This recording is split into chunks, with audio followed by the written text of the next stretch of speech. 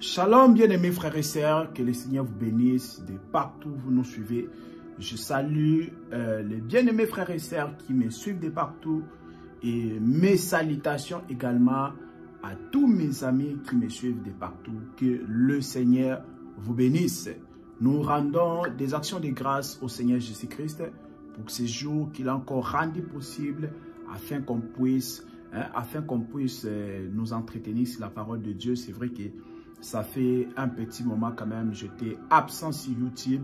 Mais voilà, par la grâce du Seigneur, nous sommes de retour pour continuer, bien-aimés, à soutenir les guerres de l'Éternel. Que le Seigneur soit loué. Notre thème d'aujourd'hui, bien-aimés, c'est le pourquoi de l'existence de la mort. Oui, notre thème d'aujourd'hui, bien-aimés, ça va concerner la mort. Ça va concerner la mort, bien-aimés.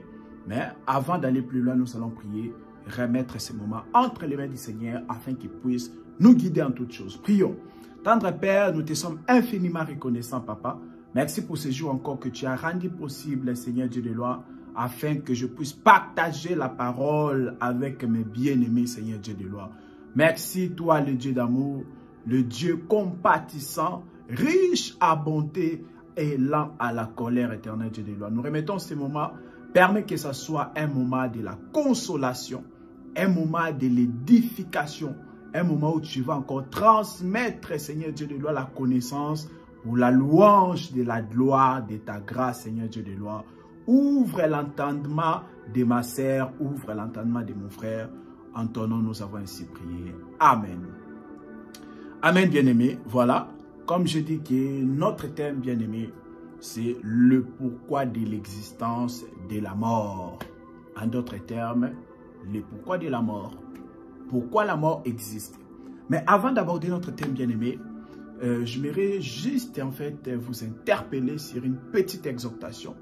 Dans 1 Timothée chapitre 6, le verset 12, bien-aimé.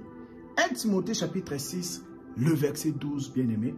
Là, l'apôtre Paul nous exhorte sur la saisie de la vie éternelle. Il dit pour saisir la vie éternelle, il faut combattre les bons combats de la foi. Donc, il est dit ceci.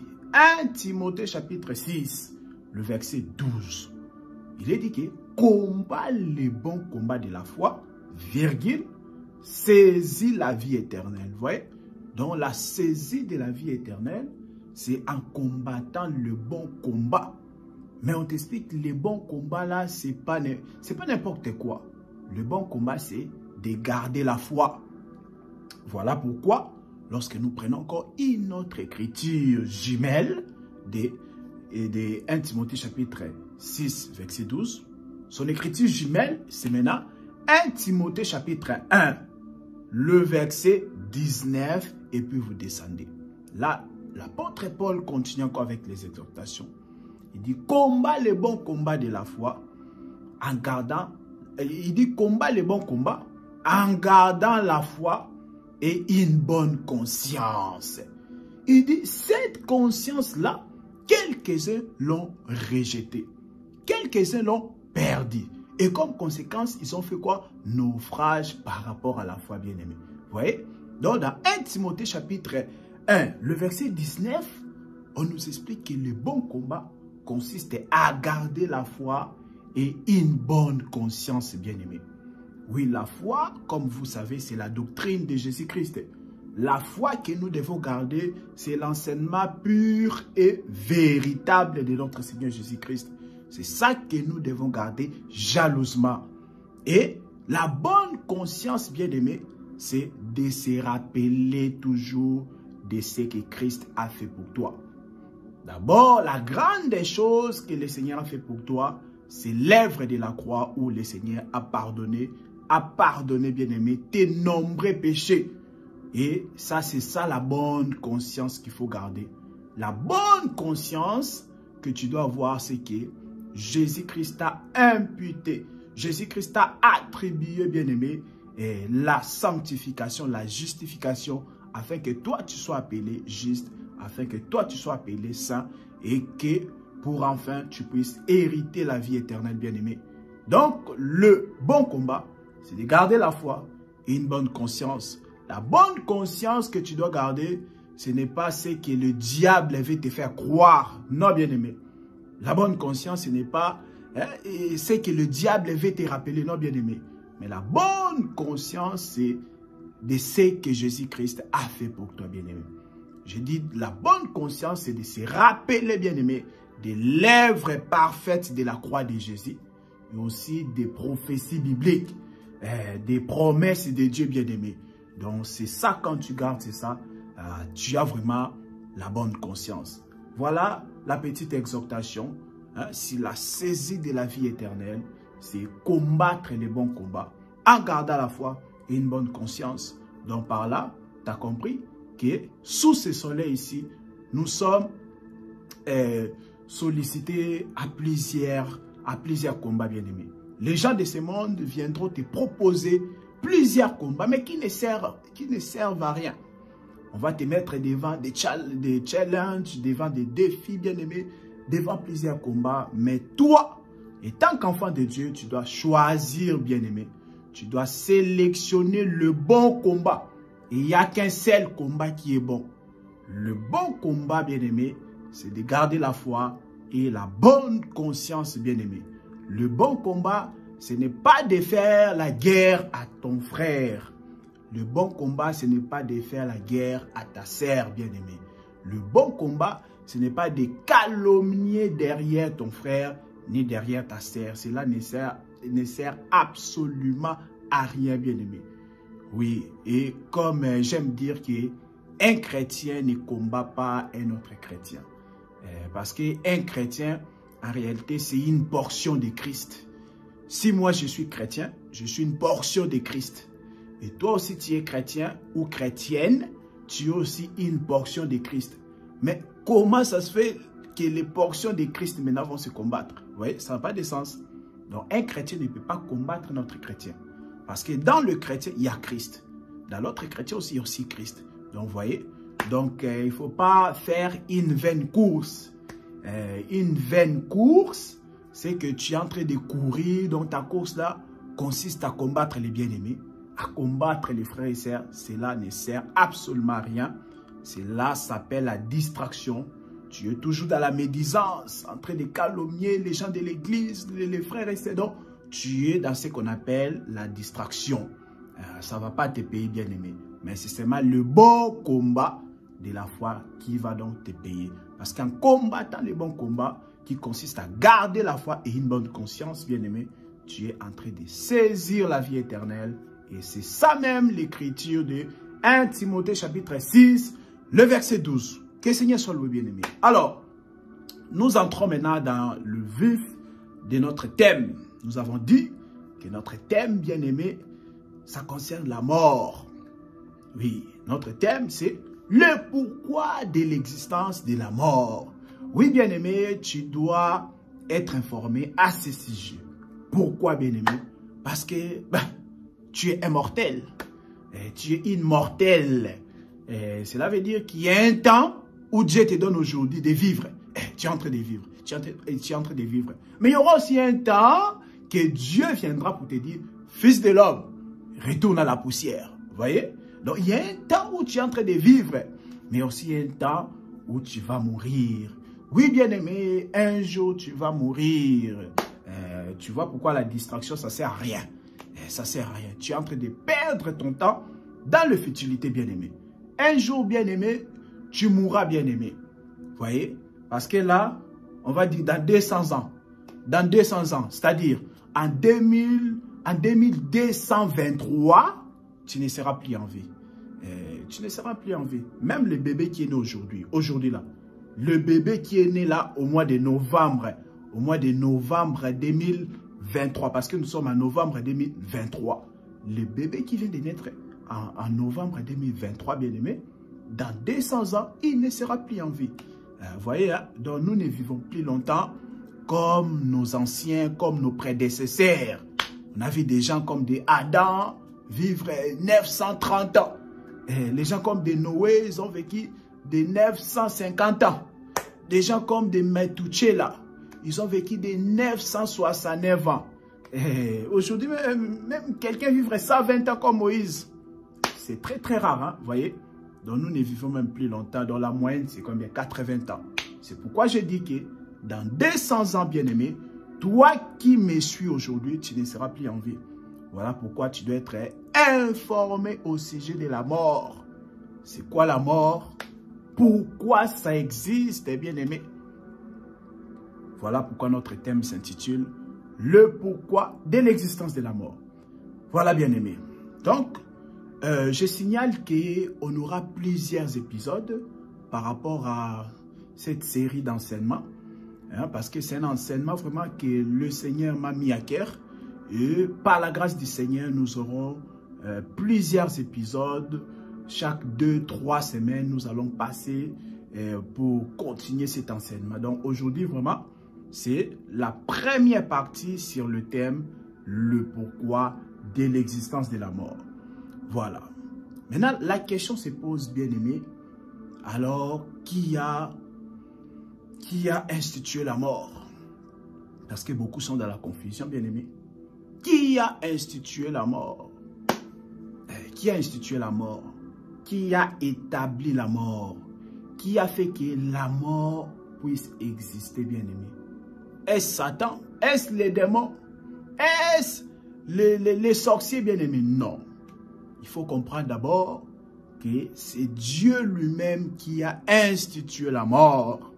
C'est Dieu qui a administré la mort. C'est Dieu qui a établi la mort, bien-aimé. Il a établi la mort. Ah, ok. Dieu a établi la mort. Mais pour quel but? Dieu qui a donné la vie à l'humain. Dieu qui a donné la vie à l'humain. Mais pourquoi encore ce Dieu-là va encore établir la mort? Dieu nous a donné la vie, n'est-ce pas? Oui, Dieu nous a donné la vie. Mais pourquoi encore Dieu va faire que la mort puisse exister? Oui, bien aimé. Donc aujourd'hui, nous allons répondre à deux questions simplement parce que par la grâce du Seigneur, nous allons essayer de ne pas faire de longues vidéos, vous voyez, pour faciliter que plusieurs aussi puissent les suivre calmement. Donc nous allons vraiment parler calmement, nous allons aller vraiment dans la tranquillité afin que tout le monde puisse saisir ces grands enseignements sur la mort, bien-aimé.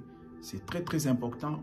Aujourd'hui, tu as perdu un être qui était cher pour toi, une personne très précieuse. Tu as perdu les parents, tu as perdu ton frère, ta soeur, ton oncle, ta tante, ton neveu, ta nièce, bien-aimé. Donc, tu es dans des moments de douleur, bien-aimé. Tu ne sais pas comment t'en sortir, bien-aimé.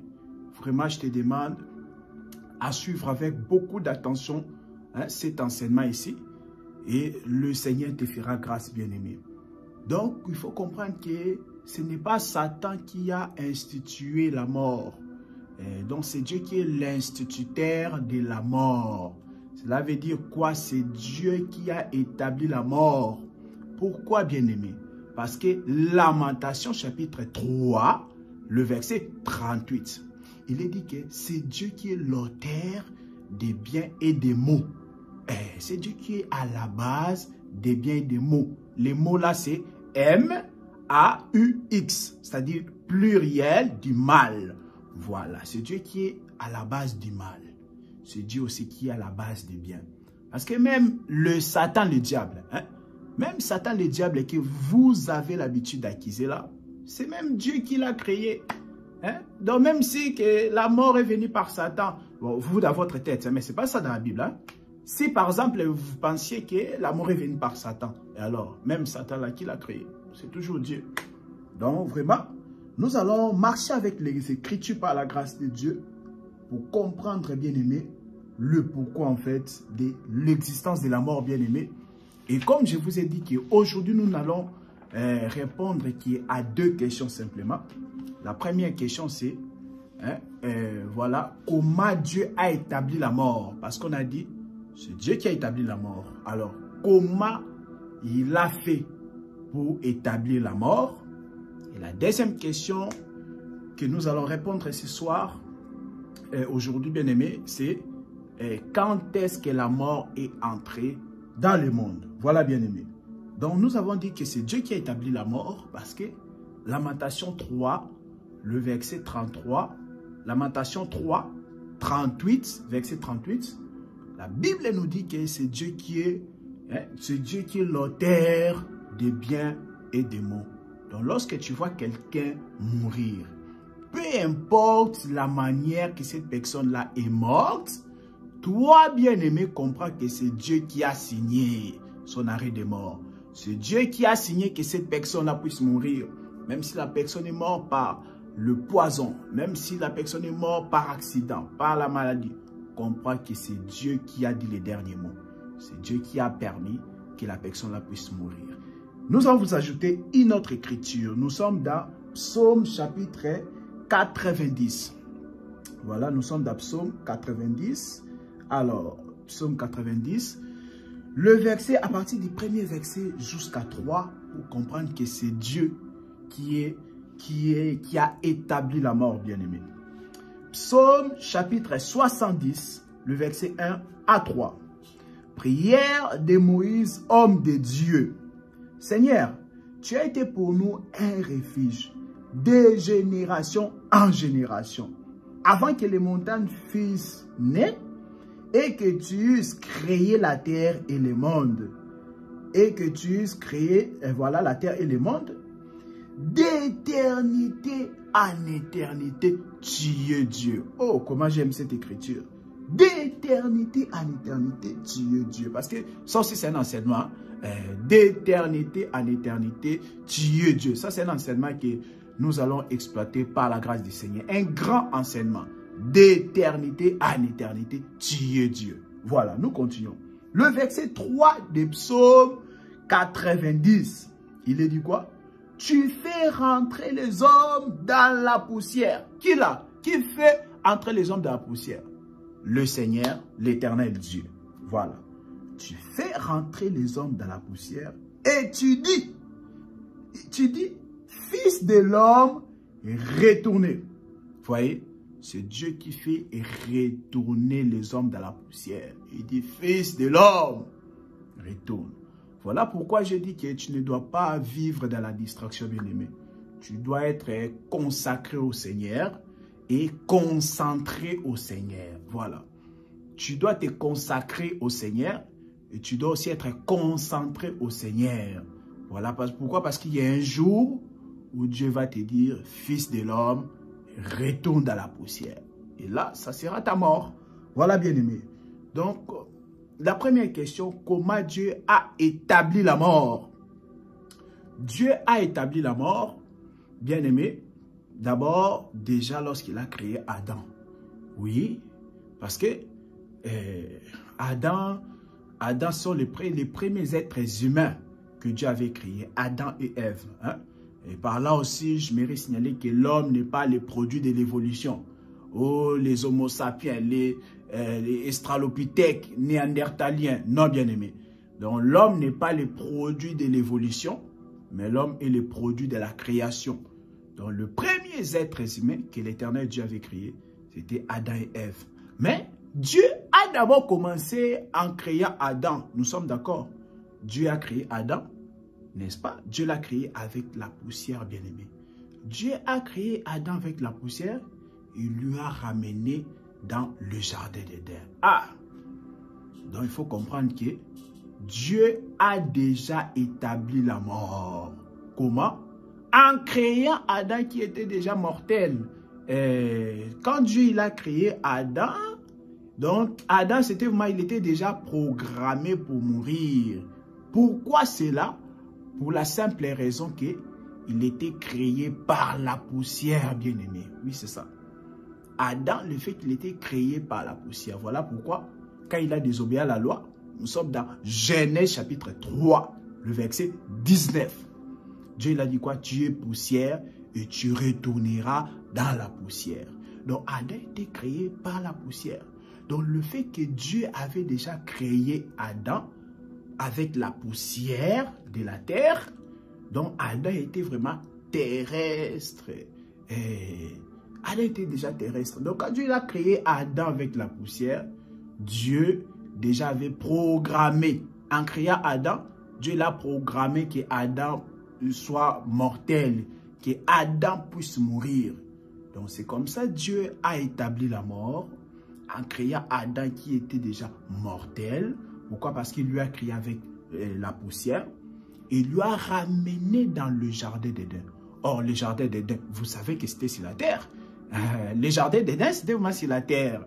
Le jardin d'Éden n'était pas dans le ciel, bien aimé, non. Le jardin d'Éden est... Donc, c'est ce que nous étions en train de dire, que Dieu, lorsqu'il a créé Adam, ce n'était pas pour que Adam puisse vivre éternellement. Pourquoi? Parce que Dieu a créé un Adam déjà programmé pour mourir. Oui, Adam était déjà programmé pour mourir. La première raison est que Adam était créé avec la poussière. Or, ce qui est créé avec la poussière est appelé à être détruit ou disparaître. Parce que cette terre va disparaître. Cette terre sera détruite. On a plusieurs écritures qui nous le montrent. Donc, Dieu ne voulait pas que l'homme puisse vivre éternellement. Voilà pourquoi il a établi la mort. Mais pour établir cette mort-là, il a commencé avec les prémices de la terre. Vous voyez? Parce que ce monde est un champ. Et dans le champ, on a ce qu'on appelle les prémices du champ et le reste du champ. Donc, Adam et Ève, ils étaient comment? Ils étaient les prémices de la terre. Et le reste là, nous sommes maintenant le reste du champ. Donc Dieu, pour établir la mort, il a récupéré ses prémices, les prémices des êtres humains, bien sûr. Donc il a récupéré Adam, il a programmé Adam lorsqu'il a créé Adam. Il a programmé de sorte que Adam soit mortel. Et Dieu, il a fait une chose, il a ramené Adam encore dans le jardin d'Éden, bien-aimé. Et je vous ai dit que vous savez, bien-aimé, que le jardin d'Éden, c'est sur la terre. Le jardin d'Éden n'est pas au ciel, non. Le jardin d'Éden n'était pas dans le ciel, non. Le jardin d'Éden, bien-aimé, c'était bel et bien sur la terre. Quand bien même le jardin d'Éden est l'image du ciel sur la terre. Quand bien même le jardin d'Éden nous parle de la vie éternelle. Quand bien même le jardin d'Éden était un endroit de délices, un endroit de paix, de bonheur, tout ça. Mais c'était sur la terre, bien-aimé. Donc le fait que Dieu a créé Adam avec la poussière, il lui a encore mis sur cette terre, bien-aimé, dans les jardins d'Éden. Donc cela montrait déjà la manière dont Dieu a établi la mort. Dieu, il a créé Adam, mais il n'a pas voulu que Adam puisse vivre éternellement. Ah! Vous voyez, maintenant là, ça commence à susciter des questions. Ah! Mais comment ça se fait? Adam n'a pas demandé à Dieu de lui créer. Adam n'a pas dit, Dieu, il faut me créer. Il faut me placer dans les jardins d'Éden pour garder et cultiver. Adam n'a pas demandé tout ça. Mais Dieu lui-même, parce que Dieu lui-même, c'est un metteur en scène, vous voyez. Dieu, c'est un metteur en scène. Il a fait son film, vous voyez, son film qui est ce monde ici. C'est le film de Dieu. Et il a mis des figurants, les gens qui vont jouer les rôles, tout ça, les Adam, ce sont des figurants. Donc c'est comme ça Dieu a fait son monde. C'est comme quelqu'un qui veut faire son film, le metteur en scène. Maintenant, il doit mettre des figurants, tous les gens qui vont jouer les rôles. Donc voilà, bien aimé, vous avez compris. Donc Dieu ne voulait pas que l'homme puisse vivre éternellement sur la terre. Voilà pourquoi Dieu, en créant Adam, il a créé avec la poussière, il a créé un Adam déjà mortel. Dieu savait déjà qu'Adam allait mourir. Dieu le savait quand il a créé Adam. Et Dieu l'a placé dans le jardin d'Éden, qui était aussi sur la terre. Donc vous voyez, donc toujours la terre. Pourquoi? Parce que la terre, cette terre est appelée à être détruite, bien aimé. Cette terre ici ne vivra pas, ne restera pas pour toujours. 2 Corinthiens chapitre 5 aussi, le verset 1. On nous dit 2 Corinthiens chapitre 5, le verset 1. On dit que nous savons en effet que si cette tente, la tente là, la tente qui est la terre est détruite, nous avons un édifice. On a dit quoi? Nous avons un édifice, la demeure de Dieu qui est dans le ciel. 2 Corinthiens chapitre 5, verset 1. nous montre que cette tente ici, la terre, sera détruite. Donc la terre est appelée à disparaître, bien aimé. Mais voilà pourquoi, comme cette terre est appelée cette terre, bien aimé, est appelée à être détruite. Cette terre ici va disparaître, bien aimé. Et Dieu, lorsqu'il a créé Adam avec la poussière, il lui a placé encore sur cette terre. C'était pour dire que l'homme va mourir. Donc Dieu a établi la mort comme ça. C'est comme ça que Dieu avait déjà introduit la mort. Mais cette mort-là n'était pas encore manifeste. On devait maintenant voir la manifestation de la mort que Dieu a établie. Parce que je vous ai dit, l'instituteur de la mort, c'est Dieu lui-même. C'est Dieu qui a institué la mort. Je vous ai donné l'écriture des Lamentations chapitre 3 verset 38 et Psaume chapitre 70 les versets 1 à 3 bien-aimés. Donc, pour vous montrer que c'est Dieu qui a institué la mort, c'est Dieu qui a établi la mort. On a dit c'est parce que Dieu ne voulait pas que Adam puisse vivre éternellement sur la terre. Maintenant la question, pourquoi Dieu ne voulait pas que Adam puisse vivre éternellement sur la terre, bien-aimé? Pourquoi Dieu, il a créé Adam, mais il ne voulait pas que Adam puisse vivre éternellement. Suivez-nous très attentivement, bien-aimé. Et comme j'ai dit, il y aura plusieurs épisodes sur cet enseignement. C'est un enseignement que le Seigneur m'a mis vraiment à cœur de partager avec vous. Et on aura plusieurs épisodes, je ne sais pas combien d'épisodes, mais on aura plusieurs épisodes par la grâce du Seigneur. Et vraiment, vous allez comprendre, vous allez encore comprendre la grandeur de Dieu par rapport à cet enseignement sur le pourquoi de l'existence de la mort. Dieu a établi la mort parce qu'il ne voulait pas, bien aimé, que Adam puisse vivre éternellement. Il ne voulait pas que l'homme puisse vivre éternellement sur cette terre. Pourquoi? Parce que Dieu a un projet beaucoup plus meilleur pour l'homme que de vivre sur la terre. Vous voyez? Dieu a parlé par la bouche de Jérémie le prophète. Nous sommes dans Jérémie chapitre 29, le verset 11. Dieu parle par Jérémie le prophète et s'adressant à son peuple Israël, il dit que je connais les projets que j'ai formés pour vous. Les projets de paix et non de malheur. Donc à la place de paix là, tu peux aussi dire les projets de bonheur et non de malheur. D'ailleurs, d'autres versions le disent. Il y a des versions qui disent que j'ai formé pour vous des projets de paix et non de malheur. D'autres versions, on dit des projets de bonheur et non de malheur. Jérémie chapitre 29, le verset 11. Donc Dieu a dit à Israël que lui, l'éternel Dieu, il avait un meilleur projet. Un projet qui était meilleur, c'était le projet de bonheur et non de malheur. Donc, vous comprenez déjà que quand Dieu n'a pas voulu que l'homme puisse vivre éternellement sur la terre, bien aimé, c'est parce que Dieu il avait un meilleur projet que de vivre là sur la terre. Oui, bien aimé, Dieu avait un meilleur projet. Donc, quand Dieu dit cela à Israël, or, comme vous savez que Israël, c'est la répétition d'Adam. Voilà, Israël, c'est la répétition d'Adam. Donc, c'est la même chose. Donc, Dieu qui a marché avec Israël, il a encore marché avec Dieu qui avait marché avec Adam, il a encore marché avec Israël. Donc, oui, donc Dieu qui a marché avec Adam, il a encore marché avec Israël. Donc, voilà, c'est la façon de faire de Dieu. Donc, il fait toujours la même chose, mais il les répète de plusieurs manières.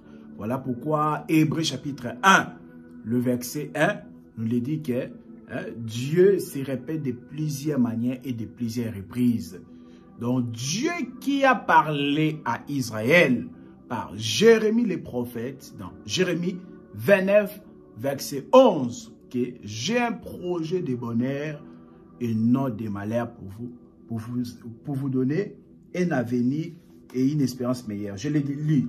Jérémie chapitre 29, le verset 11. Car je connais les projets que j'ai formés pour vous, dit l'Éternel. projet de paix et non de malheur. Comme je dis dans d'autres versions, au lieu de dire projet de paix et non de malheur, on a dit projet de bonheur et non de malheur, afin de vous donner un avenir et de l'espérance. Voilà. Donc, le projet de paix ou de bonheur de Dieu, c'est pour donner à son peuple un avenir. Quel avenir? Un avenir meilleur. Donc, Dieu, comme on a dit, ne voulait pas que Adam puisse vivre éternellement sur la terre. Pourquoi? Parce que Dieu avait un projet de bonheur, un projet de paix et non de malheur pour Adam. Donc, quand bien même Dieu a créé Adam, il a mis Adam dans le jardin d'Éden, qui était sur la terre, bien-aimé.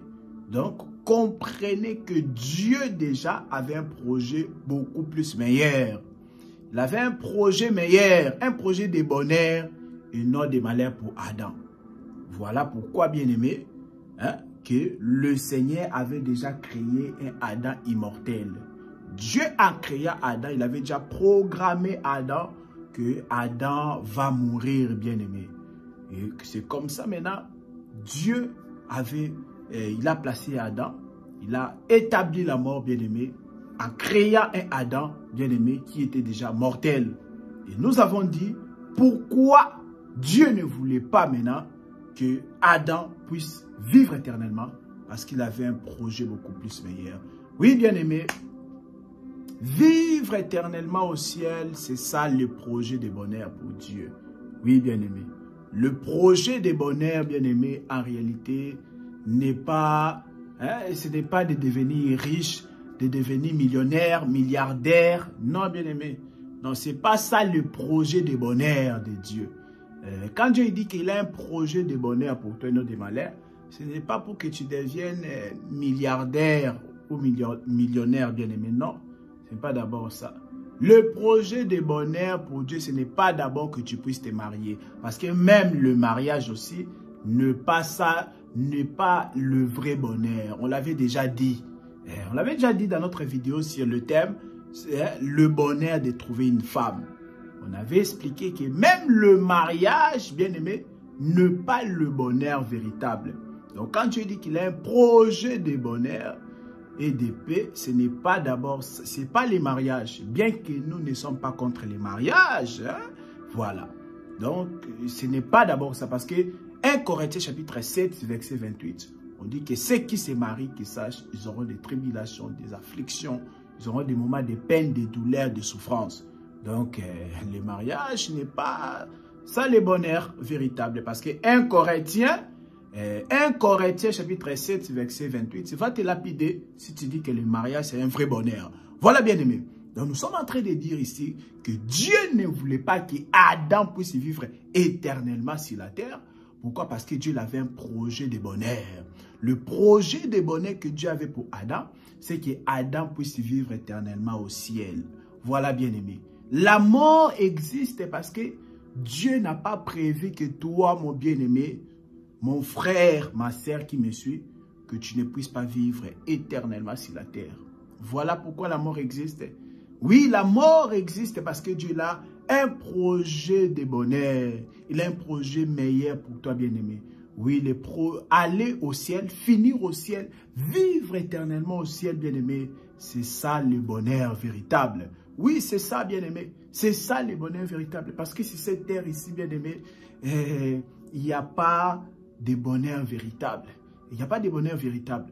Si la terre ici, bien-aimé, ce n'est pas le bonheur véritable. Donc, quand Dieu dit que j'ai pour toi un projet, quand Dieu s'adresse à son peuple et il dit dans Jérémie 29, 11 que j'ai un projet de bonheur et non de malheur, c'est parce que Dieu, en fait, dans la finalité, donc, il va te faire voir ces projets de bonheur qu'il avait pour toi. Mais en attendant, tu vas d'abord goûter au malheur. Oui, c'est ça. Dieu avait un projet de bonheur pour Adam, mais Adam devait d'abord goûter au malheur. Le malheur, c'est quoi? C'est la vie terrestre, bien aimé. Oui, j'aimerais te dire que la vie terrestre, c'est une vie malheureuse. Oui, c'est une vie malheureuse. Même si tu es millionnaire, même si tu es milliardaire, mais c'est une vie malheureuse. Pourquoi, bien-aimé? Parce que le corps que nous avons ici, la Bible appelle ça le corps de notre humiliation. Le corps que nous avons, la Bible appelle ça le corps d'humiliation. Lisez Philippiens chapitre 3, le verset 20 à 21. Là, la Bible dit que le corps ici que nous avons, nous attendons des corps glorieux parce que ces corps ici, ce sont des corps d'humiliation.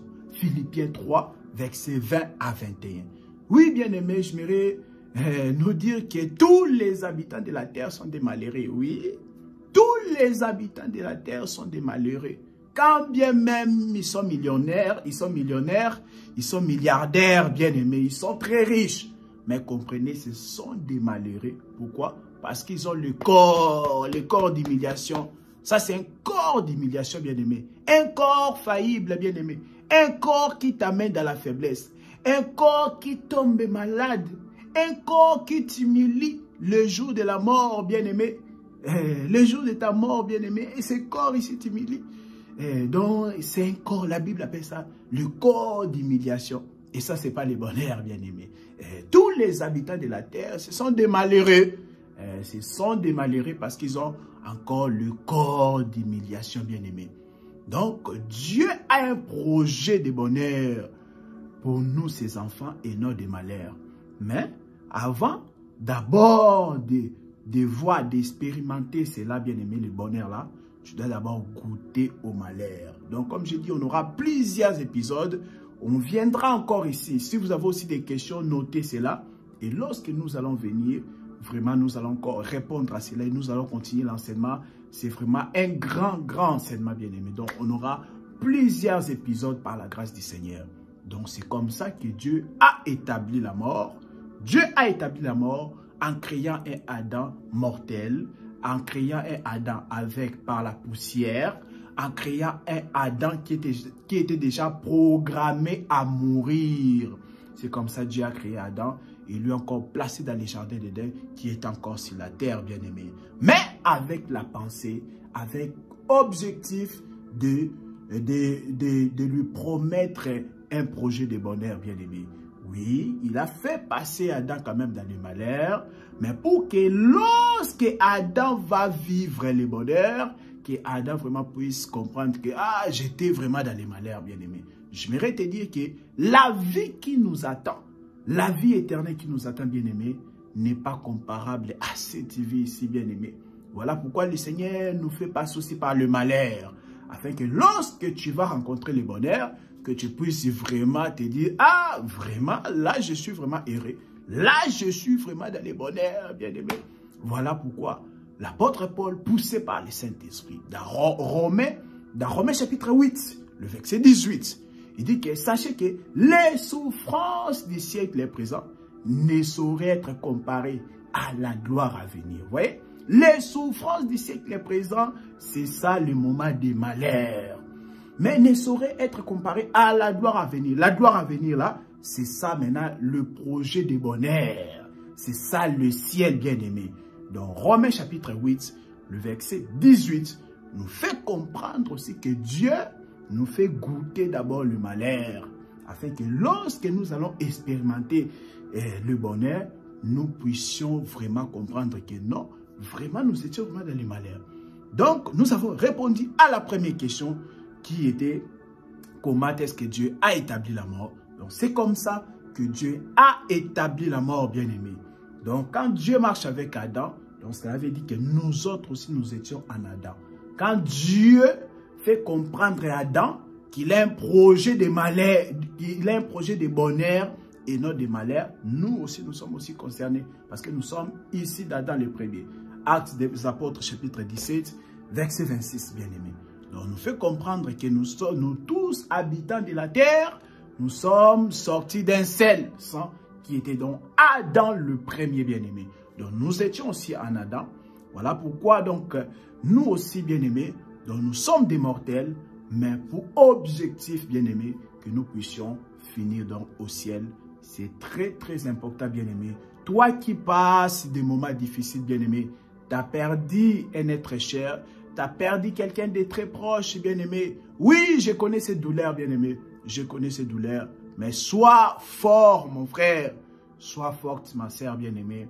Parce que Dieu n'a pas voulu que l'homme puisse vivre éternellement sur la terre. Oui, ça fait mal, bien-aimé. Ça fait mal. Nous connaissons ces douleurs, bien-aimé. De perdre quelqu'un de très proche, bien-aimé. Nous connaissons ces douleurs-là, bien-aimé. Oui, de voir quelqu'un que tu aimais beaucoup, de voir quelqu'un qui était vraiment très, très proche de toi, bien-aimé, mourir, bien-aimé. Ça, c'est là, ça fait très, très mal parce que nous sommes humains. Mais nous devons voir les choses comme Dieu voit, bien-aimé. Vous voyez, quand nous commençons à comprendre les choses comme Dieu, tu vas pleurer, mais avec la joie dans le cœur. Vous voyez, tu vas pleurer, mais en ayant la connaissance, bien-aimé, en comprenant que Dieu n'a pas voulu que l'homme puisse vivre éternellement sur la terre. Parce que sur la terre, Dieu a fait que le malheur puisse régner. Oui, la terre c'est un endroit de malheur. Il y a des guerres, des bruits de guerre. Oui, la Bible dit, vous entendrez parler des guerres, des bruits de guerre. Il y a des maladies bizarres, bactériologiques. Donc, il y a des choses bizarres. Il y a la famine. Donc, voilà, cette terre ici, c'est un endroit de malheur. Bien que tu peux vivre un peu la paix. Tu peux vivre aussi des moments de bonheur. Ah, mais c'est un endroit de malheur, bien-aimé. Donc, quand Dieu il nous a placés sur cette terre, ce n'était pas pour que nous puissions vivre éternellement, parce qu'il a un projet de bonheur qui est le ciel et qu'on puisse expérimenter la félicité éternelle, bien-aimé, et non vivre éternellement sur cette terre. Donc, c'est comme ça que Dieu a établi la mort. Maintenant, la deuxième question, quand est-ce que la mort est entrée dans le monde? Parce que Dieu avait déjà créé la mort. Vous voyez? C'est Dieu qui est l'instituteur de la mort. C'est Dieu qui a établi la mort. Nous avons donné des écritures. Maintenant, quand est-ce que la mort est entrée? La mort est entrée, bien-aimé, par la loi. Oui, bien-aimé. Dieu avait déjà établi la mort, mais il fallait que maintenant, cette mort-là puisse se manifester. Mais comment faire? Alors, Dieu là, il a créé, il a donné la loi à Adam. Dieu savait d'avance, bien-aimé, qu'Adam était incapable à obéir à cette loi. Oui, Adam, Dieu le savait d'avance qu'Adam n'allait pas obéir à cette loi-là. Mais Dieu est venu dans Genèse chapitre 2, le verset 16 à 17, dire à Adam que tu ne dois pas manger le fruit là de l'arbre du milieu du jardin. Parce que le jour que tu mangeras, sache que, oh Adam, sache que tu mourras. Adam, tu mourras le jour que tu mangeras. Voyez? Donc, c'était clair. Dieu il est venu avec la loi là. Genèse chapitre 2, verset 16 à 17. Il a dit, le jour que tu mangeras, sache que tu mourras certainement. Donc, Dieu savait d'avance que Adam n'avait pas cette capacité-là d'obéir à la loi. Pourquoi Adam n'a pas obéi à la loi? Il faut comprendre que, parce qu'en Adam, quand Dieu l'a créé Adam, Dieu n'a pas mis l'amour dans la totalité. Oui, bien-aimé, peut-être c'est la première fois que tu entends cela, mais ne sois pas choqué, s'il te plaît. Lorsque Dieu a créé Adam, il n'a pas mis l'amour dans la totalité. Voilà pourquoi Adam a désobéi à la loi de Dieu. Pourquoi je dis cela? Parce que Jean chapitre 14, le verset 15, nous montre que, je cite quoi? Si vous m'aimez, alors gardez mes commandements. L'amour de Dieu consiste à garder sa parole ou sa loi. Donc c'est ça. Donc Adam est tombé parce qu'il n'avait pas suffisamment l'amour en lui. Donc Dieu, lorsqu'il a créé aussi Adam, n'a pas fait qu'Adam puisse avoir l'amour dans la totalité. Parce que si Adam avait l'amour dans la totalité, il allait vraiment garder sa parole. Il y a une chose de connaître la loi et une autre de garder cela. Garder cela, c'est observer, pratiquer cela. Voilà la nuance. Donc Adam connaissait la loi là, la loi que Dieu lui avait présentée, mais Adam n'avait pas la capacité là d'obéir à cette loi là. Pourquoi? Parce que Dieu n'avait pas mis en lui la totalité de l'amour. Oui, bien-aimé. Si Adam est tombé, c'est parce qu'il n'avait pas la totalité de l'amour en lui. Parce que la question que je vais vous poser, hein, la question que je vais vous poser, imagine-toi si c'est maintenant, Dieu avait mis Jésus à la place d'Adam. Si à la place d'Adam, là, c'était Jésus. Tu crois que Jésus serait tombé? Jésus allait tomber dans le péché? Non. Non, Jésus n'avait pas tombé dans le péché. Pourquoi? Parce qu'en lui, il y avait la totalité de l'amour. Voilà pourquoi Jésus n'a jamais péché. Donc, si Adam avait péché, si Adam était tombé devant la loi, parce qu'Adam n'avait pas l'amour dans la totalité qui pouvait lui permettre de garder la parole, de pratiquer cette loi-là. Donc, c'était ça. C'est comme ça que Dieu a fait ces choses. Il a créé Adam aussi. Il n'a pas mis l'amour dans la totalité. Parce que Jean chapitre 14, verset 15, on nous montre que celui qui a l'amour, il garde la parole de Dieu. Mais celui qui n'a pas l'amour, il ne peut pas garder les commandements de Dieu. Donc, c'est comme ça, bien aimé, que Adam aussi est tombé encore devant la loi. Et la mort est entrée. Oui, la mort est entrée par la loi. C'est Dieu qui le voulait, bien aimé. La mort est, comme je vous ai dit, c'est un grand enseignement. Nous parlerons, bien aimé, sur la mort spirituelle. Nous parlerons sur la mort physique. Nous parlerons aussi sur la seconde mort. Mais, comprenez d'abord ici que la mort, que ce soit la mort spirituelle et la mort physique, est entrée, bien aimé, à cause de la loi. Oui, voilà pourquoi quand Paul dit dans Romains chapitre 7, le verset 14, il dit que la loi est spirituelle, mais moi je suis charnel. Là, Paul parlait tant qu'homme adamique. Homme adamique, il trouve que la loi de Dieu est spirituelle, mais lui il est charnel. Mais pourquoi? Parce qu'il n'a pas la totalité de l'amour qui lui permet de garder cette loi-là. Garder cette loi-là, c'est obéir à cette loi-là. Donc, c'est comme ça Adam est tombé. Donc, or, comme vous savez, la loi est venue. La loi a produit quoi? Le péché ou la désobéissance.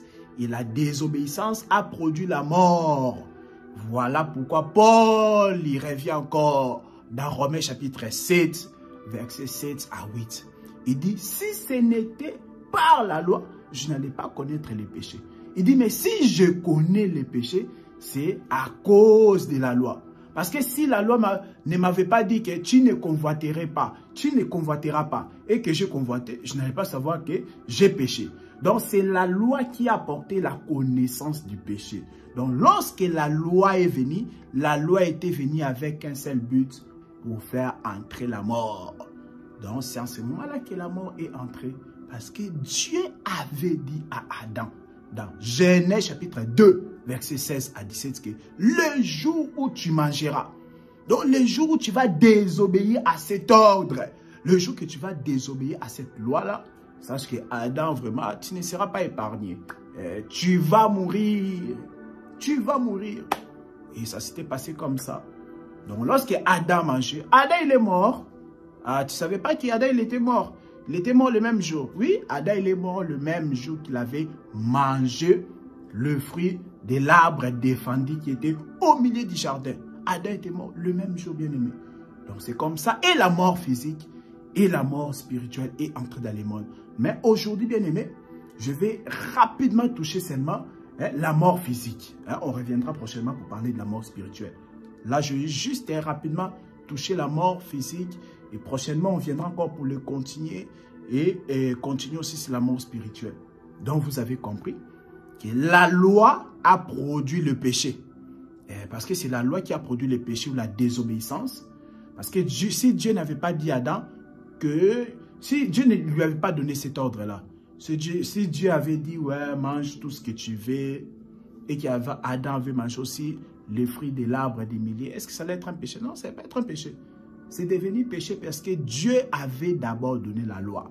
Voilà pourquoi Romains chapitre 7, versets 7 à 8, l'apôtre Paul dit que c'est par la loi que j'ai connu le péché. Le péché a amené la connaissance de la loi. La loi a amené la connaissance du péché par rapport à Romains chapitre 7, versets 7 à 8. Et la loi là qui a amené la connaissance du péché, le péché a produit la mort.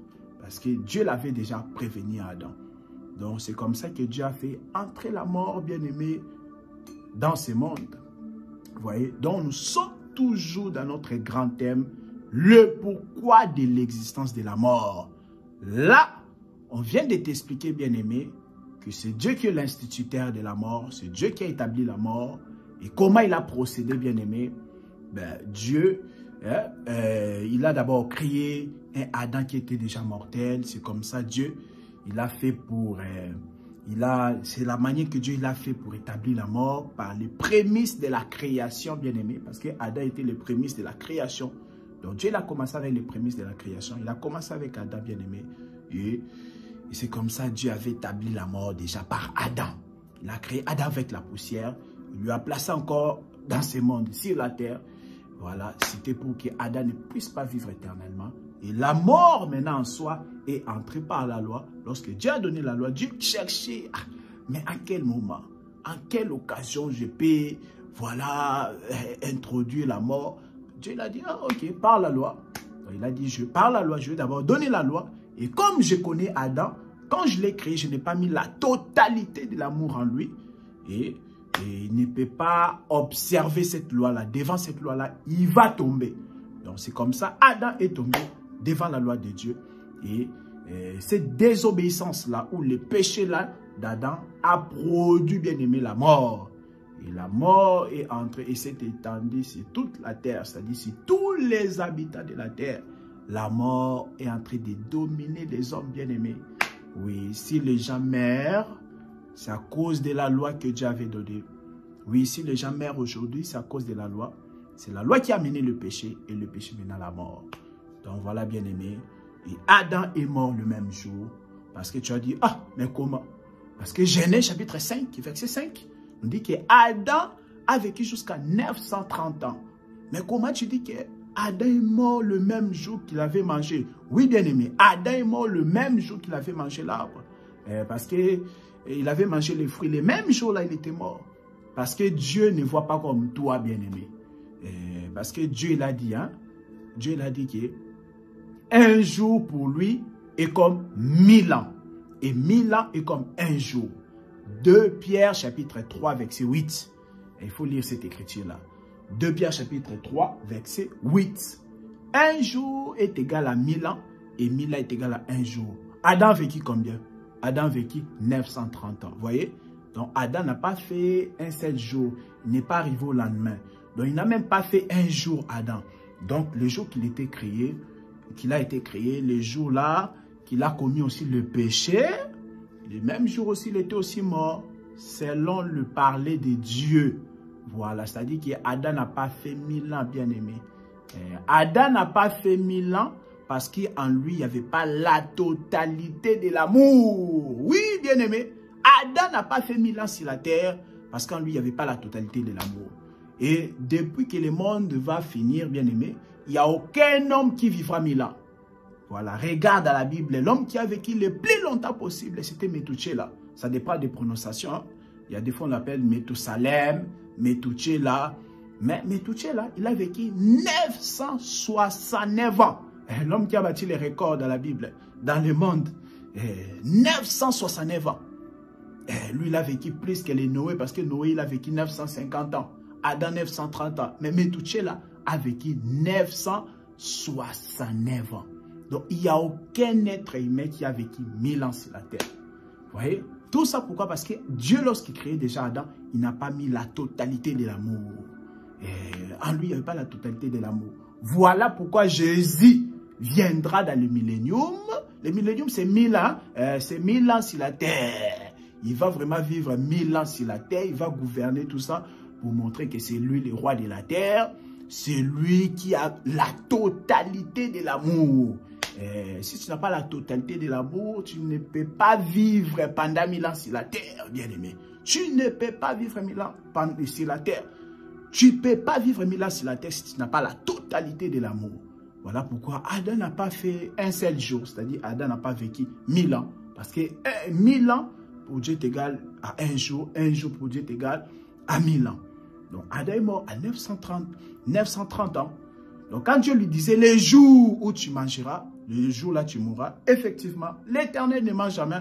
Adam était mort le même jour. Quand tu vois, il a vécu jusqu'à 930 ans. C'est parce que Dieu, d'après ses calculs, il compte un jour comme 1000 ans. on t'a donné l'écriture de 2 Pierre chapitre 3, le verset 8. Donc c'est comme ça, bien-aimé, que la mort est entrée maintenant dans le monde par la désobéissance de la loi. Donc par la loi et par la désobéissance qu'a produit la loi, bien-aimé. Donc c'est un peu ça. Donc on avait dit on va répondre à 2 questions aujourd'hui, bien-aimé. Donc comment, dans ces grands thèmes, le pourquoi de l'existence de la mort, on a répondu à la question comment la mort, comment Dieu a établi la mort, et aussi quand est-ce que la mort est entrée. La mort est entrée lorsque la loi, Dieu a prononcé la loi dans le jardin d'Éden. Genèse chapitre 2, versets 16 à 17. Donc en ce moment-là, quand Dieu prononçait la loi là, Dieu avait déjà libéré la mort. Il avait déjà libéré la mort, bien-aimé. Donc voilà, c'est le plan que Dieu avait déjà tracé, bien-aimé. Donc que toi, tu ne puisses pas vivre éternellement, bien-aimé. Oui, si l'enlèvement tarde, bien-aimé, comme je l'ai dit au début de la vidéo, d'ici 200 ans, 200 ans, tu ne seras plus là. En 2223, tu ne seras plus là. Toi qui regardes cette vidéo, tu ne seras plus là, bien-aimé. Si l'enlèvement tarde, même un enfant qui est né aujourd'hui, en novembre 2023, ne sera plus là. Voilà, bien-aimé. Donc, la mort physique, bien-aimé, est aussi entrée par la loi, que ce soit la mort spirituelle, c'est à cause de la loi. Mais aujourd'hui, je n'ai même pas en tout cas abordé la mort physique. Mais en quelques mots, si je peux vous exhorter, bien-aimé, vraiment soyez fort. Si tu as perdu quelqu'un de très proche, sois fort. Parce que la mort physique, c'est quoi? La mort physique, bien-aimé, c'est la séparation du corps et de l'âme. La mort spirituelle, c'est la mort de l'âme. Ézéchiel chapitre 18, verset 20. L'âme qui pêche, c'est celle qui mourra. Vous voyez? Il y a aussi la mort de l'âme. C'est ça, la mort spirituelle. Maintenant, la seconde mort, c'est quoi? C'est lorsque la mort physique rencontre la mort spirituelle. Là, on appelle ça la seconde mort. Mais on reviendra, ne vous en faites pas. Vraiment, vous allez comprendre calmement cet enseignement par la grâce du Seigneur. Donc, comprends, bien-aimé, qu'aujourd'hui, bien-aimé, que quand tu perds quelqu'un, ça fait très mal. La mort physique, ça fait très mal. Parce que c'est la séparation des corps et l'âme. C'est Jacques chapitre 2, le verset 26 qui nous dit que de même la foi sans les œuvres est morte, de même aussi le corps sans l'âme est morte. Donc, c'est la séparation de l'aspect visible qui est le corps et l'aspect invisible qui est l'âme. Donc, quand on pleure, quelqu'un est mort, c'est parce qu'il y a eu la disparition de l'aspect visible. C'est-à-dire, l'aspect visible qui est le corps, l'aspect visible qui est le corps, s'est rendu ikabod, banni de gloire. L'âme est partie, bien-aimée. L'âme a lâché le corps. C'est ça la mort physique. La mort physique, par rapport à Jacques chapitre 2, verset 26, c'est que c'est la séparation de l'âme et le corps. L'âme a lâché le corps parce que le corps sans âme est rendu ikabod, banni de gloire, dont le corps ne sert plus à rien, le corps s'est allongé par terre, bien-aimé. Voilà, donc c'est ça, bien-aimé, et ça nous fait mal. Pourquoi? Parce qu'on était habitué avec l'aspect visible. On voyait vraiment la personne, mais cette personne n'est plus en vie, bien-aimé. C'est ça, ça fait mal. Il y a des gens, ils sont traumatisés, bien-aimés. Il y en a vraiment, ils ont même attrapé des maladies bizarres, des maladies de l'estomac. D'autres, ils ont fait même des AVC. Pourquoi? Parce qu'il a perdu sa mère, il a perdu son père, il a perdu sa sœur, son frère, bien-aimé. Tout ça, ça fait mal, bien-aimé. Pourquoi? Parce que c'est la disparition, bien-aimé, de l'aspect visible. Oui, on est habitué avec l'aspect visible, mais cet aspect visible est allongé par terre. Cet aspect visible s'est rendu ikabod. Cet aspect visible, bien-aimé, est banni de gloire. L'âme a lâché le corps. Donc, c'est ça la mort physique. Prenez courage. Que le Seigneur vous fortifie, bien-aimé. Vous qui passez des moments difficiles, des moments douloureux, bien-aimés. Nous connaissons ces choses-là, bien-aimés. Nous avons expérimenté cela, bien-aimés. Et nous en sommes témoins. Voilà pourquoi le Seigneur nous donne la force, bien-aimés, de venir vous fortifier, de venir vous consoler, de venir vous donner la lumière à ces sujets-là, bien-aimés. Vraiment, soyez forts, que le Seigneur puisse vous encourager, que le Seigneur puisse vous consoler, que le Seigneur puisse vous donner la force, vous tous qui passez des moments difficiles. Toi qui me suis, tu as perdu ton neveu, tu as perdu ta nièce, tu as perdu ton frère, ta sœur, tu as perdu ton oncle, ta tante, tu as perdu ton père, ta mère, tu as perdu tes amis bien-aimés, tu as perdu ta femme, tu as perdu ton mari bien-aimé. Vraiment, sois consolé, sois fort, que le Seigneur Dieu de gloire puisse te fortifier, puisse te donner l'avantage bien-aimé. Donc c'est comme ça que Dieu l'a fait son monde. Il n'a pas voulu, voilà bien-aimé, Dieu n'a pas voulu que l'homme puisse vivre éternellement. Voilà pourquoi la mort existe. Vraiment, que le Seigneur puisse vous fortifier davantage bien-aimé. Nous allons revenir encore prochainement. On va encore revenir très bientôt là. On va encore revenir très bientôt là pour donner la deuxième partie sur ces grands enseignements, le pourquoi de l'existence de la mort. Vraiment que le Seigneur vous bénisse, c'est vous tous qui nous suivez de partout dans le monde, je vous salue.